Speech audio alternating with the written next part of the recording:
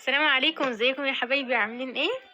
ان شاء الله النهارده هنعمل كشري الحله الواحده، سهل جدا. طبعا ناس كتير بتبقى عايزه تعمل كشري بس بتتخنق ان هو يبقى حلل كتير. ده ميزته ان هو حله واحده. الحاجات اللي هتحتاجيها بقى مكرونه، اللي هي زي كده مكرونه قلم انا مكسراها اهي، وكوبايه رز مثلا، وطبعا بصل، صلصه طماطم. تعالوا بقى نشوف هنعمل ايه. حله كده كبيره على النار، نقيها تكون كبيره عشان تعرفي تعملي فيها الحاجات كلها مع بعض. حط زيت، بسم الله.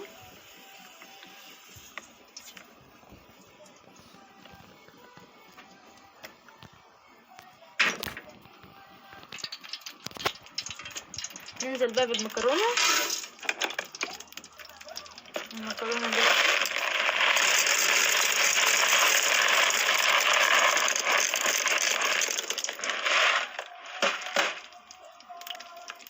هنبتدي بقى نحمر.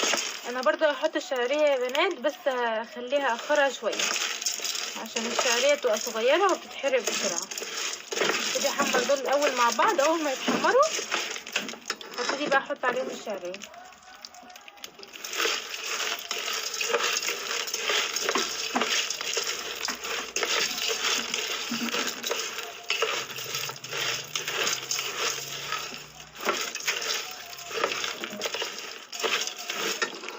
الناحية التانية يا بنات حطيت برضو البصل، وايدك فيه عشان ما يتحمرش من حتة لحتة، لا، عشان عقبال ما يخلص تكون انت كمان خلصتي هنا.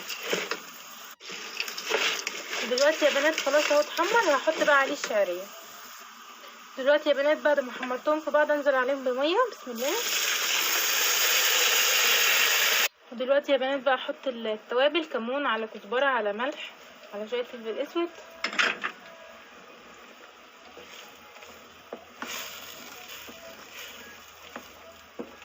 سيبها بس تغلي شويه وبعدين انزل بالرز. طبعا ايدك شغاله في البصل والجوار. دلوقتي يا بنات هنزل بالرز،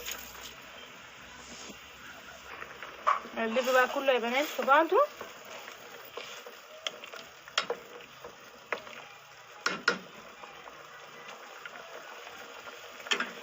ووطي عليه واسيبه بقى يستوي براحته. والزيت يا بنات اللي حمرنا فيه البصل حطيته فيه الصلصه، سيبها بقى تتسبك براحتها. عايزه بقى تحطي فيها توم حطي يا بنات، بس انا استكفيت ان الزيت نفسه فيه طعم البصل جامد، فمش محتاجه حاجه. كده يا بنات بعد ما غرفت الطبق عملته على شكل قلب تغيير يعني. هغرف بقى بقيه الاطباق نفس الطريقه. جميل قوي يا بنات وسهل وفعلا ما خدش معايا وقت وطعمه حلو قوي. انا جربت طعمه جميل. يا رب يا بنات يكون عجبكم.